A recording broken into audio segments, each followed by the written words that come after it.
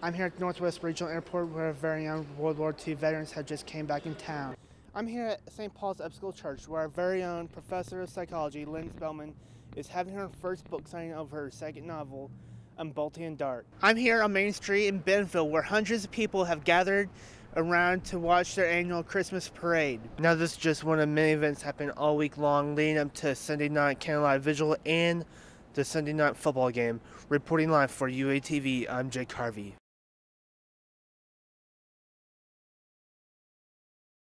I'm here on Main Street in Bentonville where hundreds of people have gathered around to watch their annual Christmas parade. It's a great time for our brothers and sisters to get together and celebrate our community.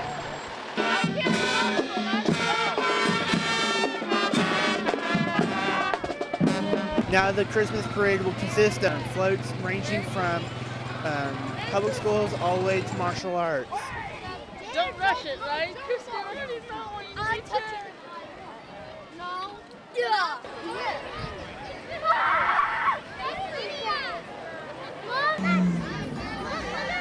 As the parade scene wraps up, there is another one taking place in West Salome at 5 p.m. tonight. Reporting for UATV, I'm Jake Harvey. I'm here at the Hyper building where faculty members created a program called Fitness for Fun. Now the program allows students, non-students, and faculty to come out here, work out, strengthen their body, and fun atmosphere.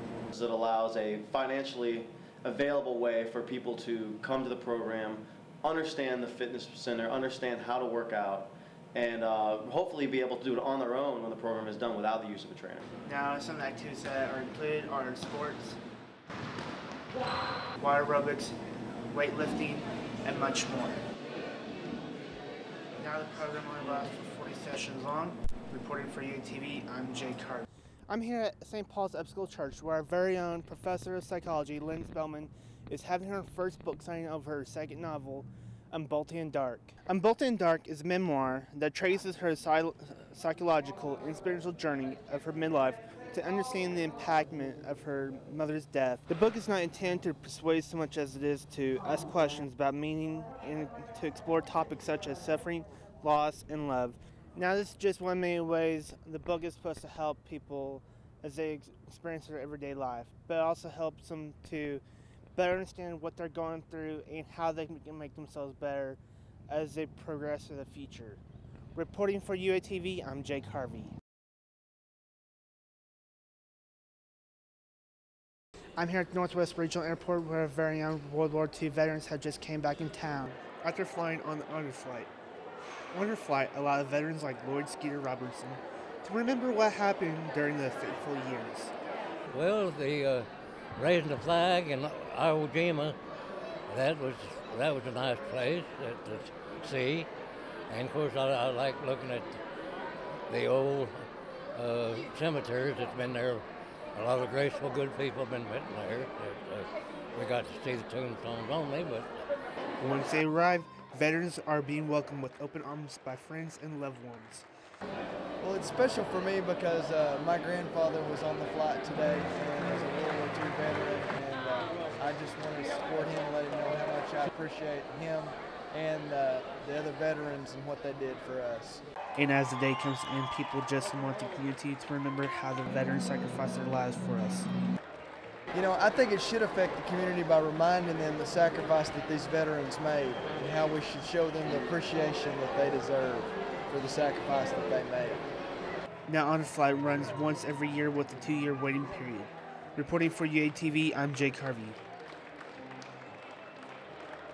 Here at the University of Arkansas, Safe Ride believes in safety first, especially down on Dixon.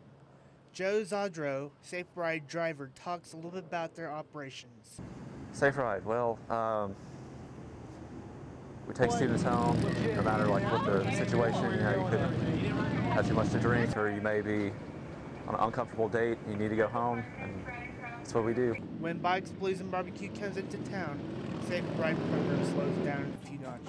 They're not down at Dixon Street this time of year just because the bikers who are there now kind of take up the bars. Maybe they don't feel comfortable around them, so they're staying home this weekend. Now, if you need any help between 10:30 and 3 a.m. at night, Safe Ride will be at your side. Safe Ride is supposed to be a plan B, a last resort situation for people whose plans have fallen through, who've had the, their buddy who was supposed to be their designated driver, and they end up, getting drunk and leaving them. If you feel like you're too intoxicated to drive, or if you're too frightened during the night, Safe Ride is just one phone call away, no matter where you're at in Fayetteville. Reporting for UATV, I'm Jake Harvey. Here at the University of Arkansas, the weather outside is frightful, and the students are thinking about Christmas break. But that's not the case for all. Dr. Susan McCray says that 700 students are about to graduate for the first time within 40 years during the winter commencement. We weren't sure there was a demand for it, and it was expensive. And so if we could graduate our students in one ceremony, that was the most convenient and the most cost-effective thing to do. But because of enrollment growth and the projected growth for the senior class, we realized it's going to be very difficult to move that many students in through a meaningful ceremony in the spring. With the semester coming to an end, everybody's making sure that people will come to this most important ceremony of all. Now that we are holding it and paying for it, we want it to be successful, and we want students to attend. The last thing we want to do is to invest in an additional ceremony and have it poorly attended. So we are advertising a lot. We're encouraging students to participate who are graduating in December. After the students graduate, they just want them to remember what commencement means here at the U of A. But it's also a time for reflection. What have I done? Where have I been? Where am I headed? What am I going to do from here? And so it's a very special moment for many students and their families. Now the winter graduation will take place at Barn Hill Arena on December 17th. Reporting for UATV, I'm Jake Harvey. In 2005, Liz Hogan graduated from the University of Arkansas and started working for KMWA. I am a weekend anchor, and during the week I report. So weekend anchor and reporter. The reason why she chose KMWA is because she loved the job she started back in college. I chose KMWA because I started working here when I was in college as a production assistant. So I was already working here, and it was easy just to, I really liked the place, and decided I wanted to try and get a job reporting here as well. As she keeps working for the news station, all she can say for advice to everybody in the journalism department is produce good stories and meet your future employer.